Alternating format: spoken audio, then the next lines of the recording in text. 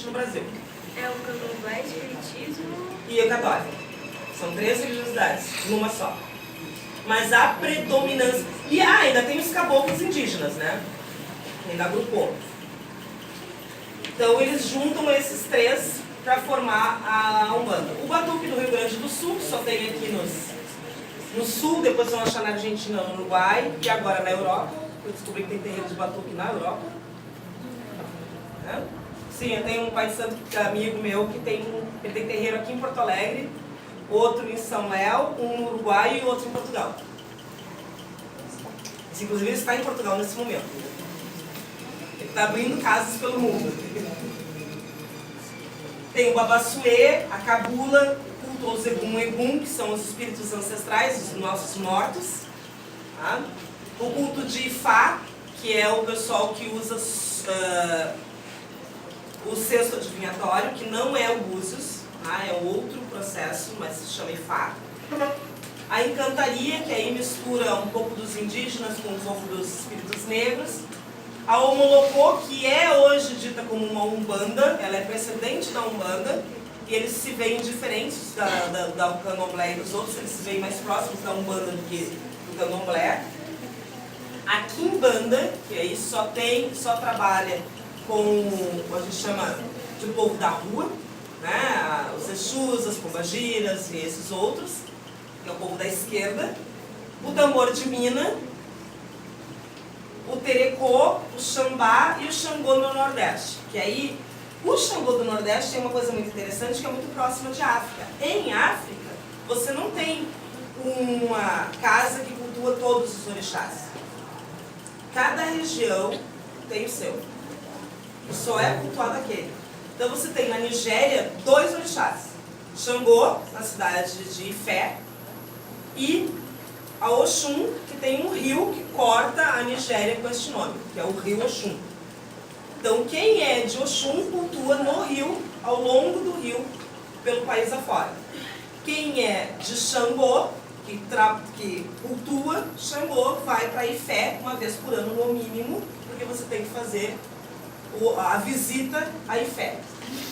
É mais ou menos o que os muçulmanos fazem quando vão lá visitar a Kaaba, que é a pedra máxima deles lá de organização. A professora parece que tem todo o processo por livros e botar o nome de... Ah, só. Tá? Então, assim, é diferente. Aqui eles juntaram tudo e botaram todo mundo no mesmo altar. Lá não. É cada grupo tem o seu. Tá? É cultuado separado. Se for pensar no terreiro de Candomblé, ele tem mais ou menos todos eles essa organização aqui. Tá? Fica lá o pai de santo ou mãe de santo, que é chamado Babalorixá ou Ialorixá. Iá é uma mãe, Baba é pai. Tá? É os termos que se usam na língua própria.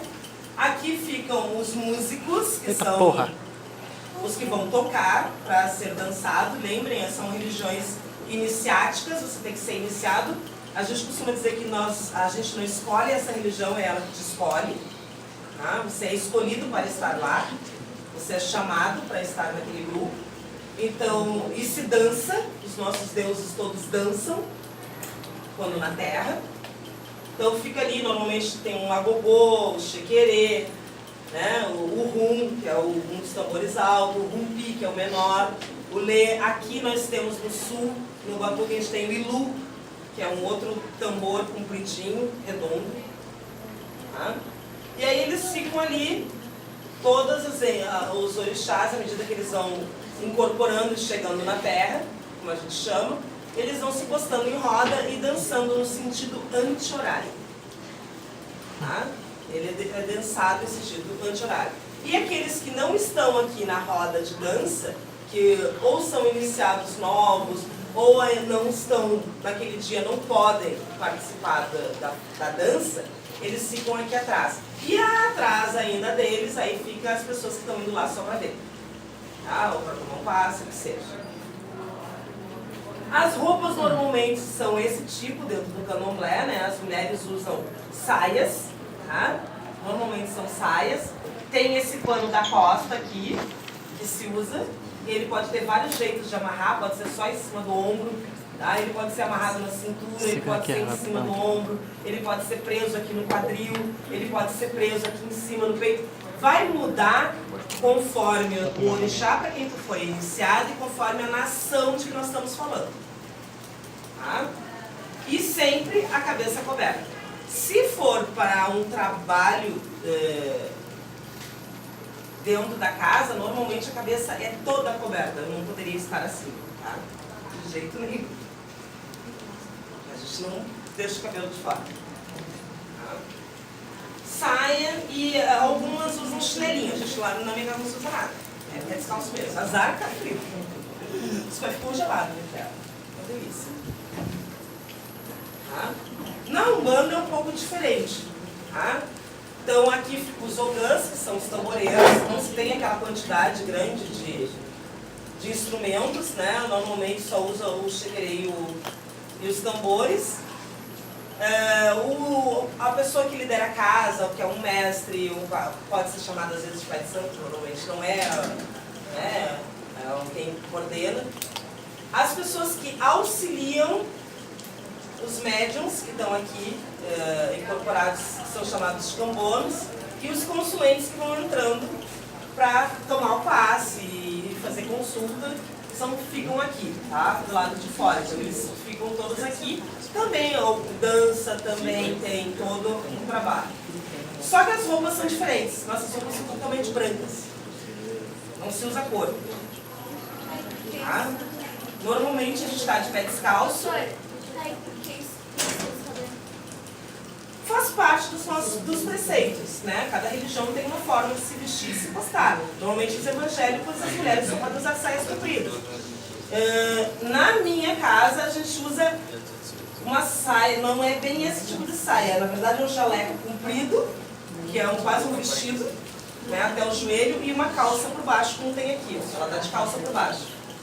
A gente usa uma calça, normalmente uma legging, uma calça branca por baixo. Tá? E cabeças cobertas, como está aqui. Tá? A gente não tem, na Umbanda é um pouco mais simples, porque a gente tem já essa coisa de não precisa luxo. Quanto mais simples, melhor. Sem muita frescura. Tá? No Batuque do Rio Grande do Sul já é um pouquinho diferente. Tá? Tem essa grande quantidade de orixás aqui, são muitos. Ele é uma religião de culto aos orixás encontradas aqui no Rio Grande do Sul e em países vizinhos, como eu falei, no Uruguai e na Argentina. Ele é fruto de religiões dos povos da Guiné e da Nigéria, dos que são chamados Jeje, Ijexá, Oió, Cambinda e Nagô. Isso são povos. Como a gente diz italiano, alemão, polonês, é a mesma coisa. São povos, eles têm língua diferente, eles têm fenótipo diferente, eles têm tradições diferentes. Inclusive muda a reza, muda a forma de cantar, muda várias coisas. Para cada, mesmo sendo a mesma religião. Cada nação tem um jeito. Ela começa a surgir aqui no século XIX, entre 1833 e 1859, é o que se tem registro. Lembra que existia muita coisa que não está registrada, mas os primeiros registros é de 1833, quando começa a surgir os terreiros de batuque, aqui no Rio Grande do Sul. Principalmente em Rio Grande e Pelotas. Não nasceu em Porto Alegre, ela veio do interior.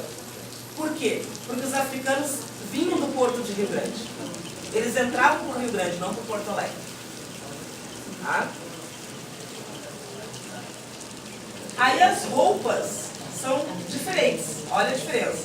Eu mostrei pra vocês lá um Umbanda, mega simplinho, todo mundo de branco, pé descalço. E aqui não, aqui é colorido. Muito colorido. Até demais. Eu acho lindo.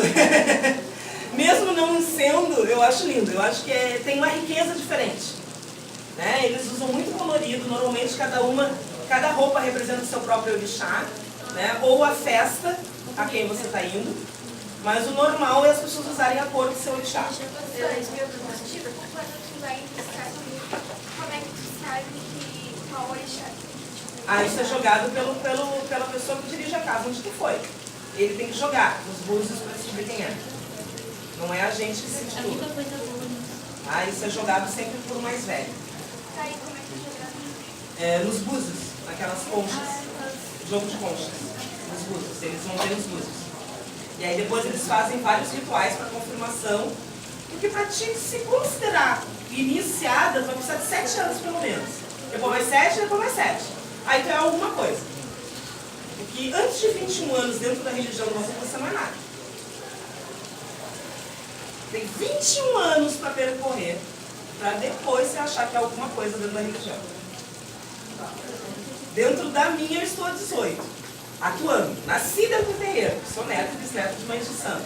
Nasci dentro do terreiro. Como diz uma amiga minha, na verdade a gente foi iniciada quando nasceu, porque as nossas avós já não davam banho de ervas. A gente já era iniciada quando bebê. Mas praticar mesmo, assumir compromisso com a religião só faz 18 anos. Então eu digo, eu sou nada. Sou só eu. Para ser respeitado lá, quantos anos? Depois de 20 anos, 21. De religião. Pelos... De religião. Você tem que seguir a muito. De iniciação. Não é eu nasci no terreiro.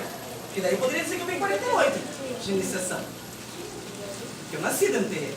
Mas eu não segui aquela religião. Eu fui um tempo frequentando a casa de Umbanda sem ser iniciada, depois eu fui para católica, a pessoa passeou. Aí depois eu fui para evangélica, aí eu voltei para católica, eu fui para espiritismo para depois assumir a Umbanda. Eu passei pra caramba, por isso que eu entendo das religiões. Que não é só eu estudei, eu fui lá. Eu participei.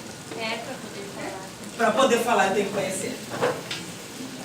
Isso aqui é uma festa. Sim, as coisas são postas no chão, não é mesa não tem talher, tá? Porque já terminou? A gente tem que apresentar. Tá, é só para terminar aqui. Uma coisa que eu queria para vocês colocarem, que é comum a todas as religiões de matriz africana, é a ideia da complementariedade. A gente enxerga o mundo físico e o mundo espiritual como duas metades de uma mesma cabaça. Cabaça é o porongo. Sabe o porongo de fazer cuia de chimarrão? Ele é assim, ó, quando ele está inteiro. Não sei se vocês já viram uma cabaça inteira. A gente enxerga o mundo espiritual, que é o Orum, e o mundo terreno, o Aie, como duas metades da mesma cabaça. Nós os completamos. O que nós não sabemos, nós aprendemos com os nossos mais velhos. Seja esses mais velhos encarnados, vivos, ou desencarnados, os espirituais. Nós sempre pensamos que o mais velho complementa o mais novo. A minha nação complementa a outra nação. O meu conhecimento complementa os outros conhecimentos. A gente não se enxerga como opositor. Não é eu sei e a minha é que é certa, o outro não sabe porque a dele é errada. A gente não usa esse sistema. Para nós, quanto mais eu agrego do outro, e aí eu acho que a minha experiência por ter passado em várias religiões me serviu para isso, para conseguir enxergar esse outro. E eu tenho amigos e familiares evangélicos. O meu ex-marido é evangélico, meus enteados são evangélicos. Assim como tenho amigos de Batuque, amigos da Quimbanda. Eu vejo isso como uma riqueza histórica e cultural, nunca como meu inimigo. Nunca. Isso não faz parte das religiões de matriz africana. O outro, ele é sempre bem-vindo na minha casa. Sempre. E ele não precisa se converter à minha fé para ser bem-vindo. Ele é simplesmente bem-vindo. Porque para nós, quanto mais a gente mostra para as pessoas o quanto nós só queremos estar, a gente não quer que ninguém se converta. A gente não quer que ninguém... Porque começa, a gente acredita que nós não escolhemos ser dessa religião. Nós somos escolhidos por ela. A gente é chamado por elas. Então, se nós somos chamados, eu não posso chamar o outro. O outro vai ter que, no seu tempo, ser chamado ou não. E por isso a gente não vê o outro como inimigo. A gente não se acha o 100% certo. A gente só faz o que a gente acha certo para nós. E a gente acredita que cada um de nós tem o direito de ser o que é. Então essa é a nossa ideia da complementariedade. Os outros podem me completar, porque os outros vão ser sempre bem-vindos no meu solo. Você respeita a minha fé, você é bem-vindo na minha casa. Tu disse que a minha religião é certa ou a tua é errada ou a minha é certa. Não, eu digo que a gente não acredita nisso. Sim, mas daí todas as religiões lá seriam certas? Sim, é pra ti é certo, pra mim tá bom. Tu acredita nisso, tá bom. Mas não tem ensinamento que se conhecido? Pra nós tem, mas é cada um. Você segue o que você acredita. A gente acredita que cada um de nós é uma individualidade que vive num coletivo. Eu vou seguir aquilo que me é mais próximo e para qual eu fui preparada. A gente acredita que cada um de nós tem uma missão. E as nossas missões não são iguais. Cada um de nós veio para cá para aprender alguma coisa. E vai aprender de um jeito diferente. Porque hoje você precisa do jeito de aprender assim. A dela é outro jeito de aprender. A dele lá atrás vai ser outro jeito de aprender. Cada um vai ter um jeito de aprender, uma fé diferente. Porque vai precisar exercitar a sua relação com um Deus que tem vários nomes. Ele pode ser Maomé, ele pode ser Mizanga, ele pode ser o Zaratempo, ele pode ser o nome que ele quiser. Pode ser o Javé dos judeus. Ele continua sendo um Deus. E para essa divindade que habita em algum lugar, cada um de nós vai ter um jeito de chegar nele. A gente não diz que o meu jeito é certo. A gente só diz que para você é certo, você está bem com isso, que bom.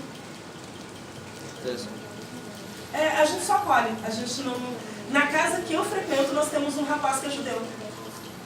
Ele é da mesma religião que tu? Ele é nascido judeu. Lembre que eu disse, judeus têm duas coisas. Ele pode nascer judeu por ascendência, porque eles acreditam na ascendência. Você nasce de uma família judaica, você é judeu. Mas ele não pratica a fé judaica. Aliás, não pratica mais ou menos, né? Porque eu já vi ele de kippah chegando lá no terreiro. Eu falei, que engraçado. Sabe aquele kippah? Aquele conhecimento de judeus. O redondinho aquele que eles usam aqui. E ele estava vindo de um evento de família, que ele teve que ir, né? Família é família. E aí ele foi no evento e saiu correndo da sinagoga e esqueceu de tirar o kippah. Quando ele desceu do carro, que ele estacionou e eu estava lá na frente, estava pegando umas ervas na frente, e sabe aquela coisa que tu vê alguém descendo do carro e eu levantei os olhos. Quando eu levantei os olhos, meu olho foi direto na cabeça dele. Tira! E ele me olhou, não por mim, mas pela religião dele, da família dele. Eu tenho que ter respeito pela dele. Tira! Você não pode misturar. A tua religião não aceita a minha, eu lamento.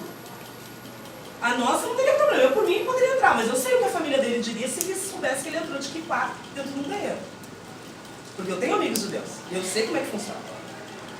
E eles não iam gostar. Porque para eles aquilo ali só pode ser usado dentro do templo deles, que é a sinagoga. Tipo que no judeu tem uns que usam tipo uma cartola e tem outros que usam... São, daí os rabinos. O rabino é o líder religioso. É como um pastor, um padre. São os mais velhos. Isso. Mas são preparados para ser rabinos. Não tem pastor, um padre, tem o rabino. O padre não pode casar nem nada. O rabino pode. O rabino casa. Pastores casam, rabinos casam, pai de santo, todo mundo casa. Só os padres que não casam. A gente ainda não entendeu por que, mas deixa pra lá. Não é minha religião, não vou me meter. Os pais de santos também são preparados desde mais novos para serem, Normalmente, ou qualquer sim. um pode ser? Não é Tem pra um qualquer um, escolhido. não. Você é escolhido para isso. E nem sempre é o filho da pessoa, porque muita gente acha que é uma herança, né? Que a minha mãe tem terreiro, eu vou ter terreiro. Isso não acontece. Nem sempre é o filho de sangue da pessoa que lidera a casa quem vai herdar a casa. Se eu criar a casa, do nada, meu filho não vai poder ter a casa? Não necessariamente, não. Normalmente as casas que são os terreiros, elas são do coletivo. Porque elas são construídas coletivamente. Então elas são postas no nome do terreiro, não da pessoa. Professora, você... Não é da propriedade do pai de santo, é da propriedade do grupo. Porque o grupo ajuda a manter. Na minha casa, a gente mantém a casa. A gente paga todas as contas em coletivo. Água, luz, tudo é pago pelo grupo. É dividido entre os Mas se eu médios quiser da passar a casa. herança pro meu filho, eu posso? É uma A votação? casa não. É uma votação dele? Não é votação. Porque é coletivo, está no nome do grupo. Está no nome de uma pessoa jurídica, não é uma pessoa física. Mas o próximo herdeiro, como é que Vai ser quem estiver na direção da casa, mas não fica com a casa, que vai trocando. À medida que vai trocando as pessoas, a entidade em si A casa só pode ser vendida se aquela entidade for dissolvida. Ou se o grupo decidir, como grupo, que vai vender para comprar outro imóvel. Mas isso tem que ser tudo uma decisão Então já é coletiva. o grupo que compra a casa mesmo, já compra Sim, em grupo. normalmente somos em grupo. Não é triste, né? Fazer o bagulho da casa. E um pequeno detalhe, a casa só é repassada para o filho após o pai ou a mãe de santo estarem mortos. E depois de 4 anos. Porque ela passa, depois da morte do líder, passa 4 anos fechada. Não é que você acha, Que aí tu tem todos os rituais que tem que ser feitos ao longo desses 4 anos, não só para tirar a mão de quem já foi, mas para colocar quem está assumindo. Vocês acreditam, tipo, em espírito e assombração? Assombração não existe, assombração é as pessoas que estão vivas fazendo mal para os Sim, outros. Isso para mim é uma assombração. Espírito que coiseia a casa, que serve uma pessoa. Amor, nós somos espíritos. Eu sempre digo, eu tenho mais medo de quem está aqui encarnado do que quem não tem carne. O perigo está aqui. O perigo não está do outro lado. A gente não acredita num mal. Para nós não existe inferno. Isso é uma coisa que tem que ficar muito... Não existe inferno. Aí, depois Não que existe. morre, Para nós não a existe. alma iria pra onde? Retorna pro Orum. Puta, Orum. Ela volta para os ancestrais. Você retorna para os ancestrais. Vai fazer a passagem para retornar para os seus. Não, mas não reencarna. Não reencarna. Mas na matriz africana não. Os espíritos acreditam que você volta. Nós não voltamos. Aí, quais são as, tipo, tem algum dos espíritos que vocês têm? A gente está sempre com eles. A convivência entre vivos e mortos é o tempo todo. ai que medo.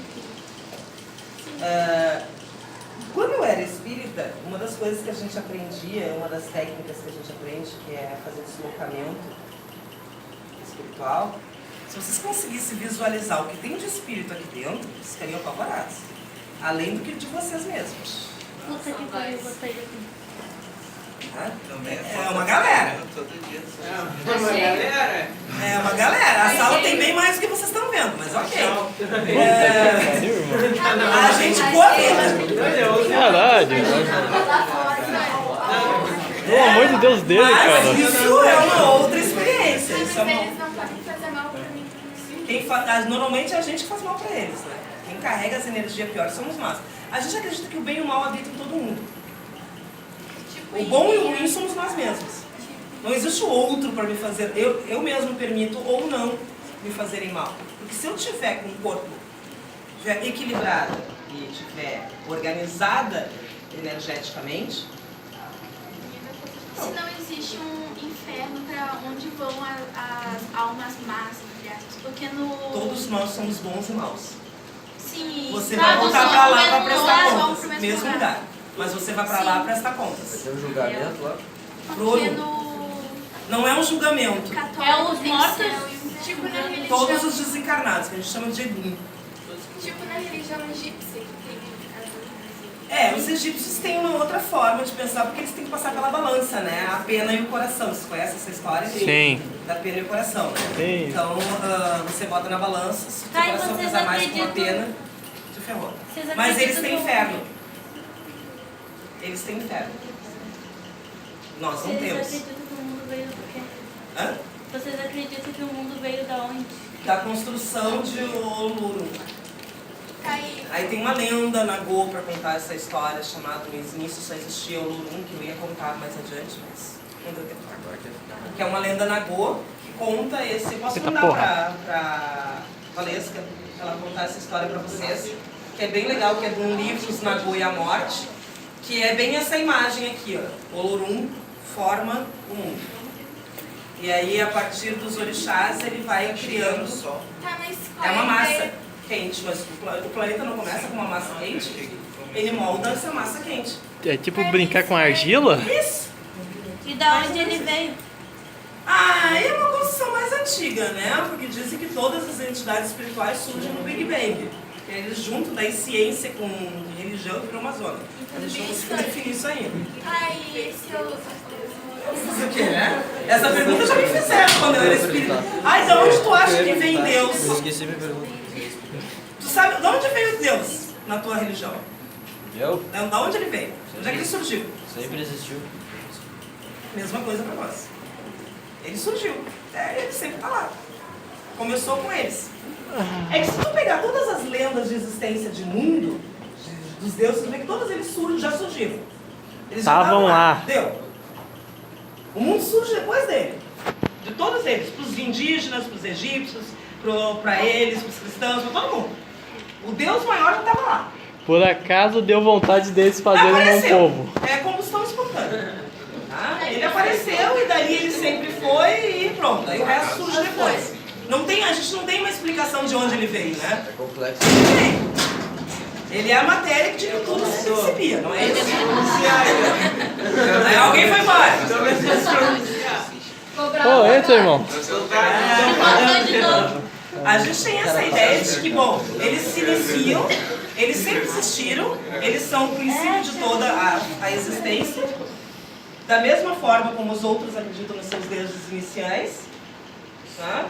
E a partir da moldagem deles de mundo é que surge a nossa visão de mundo, só isso.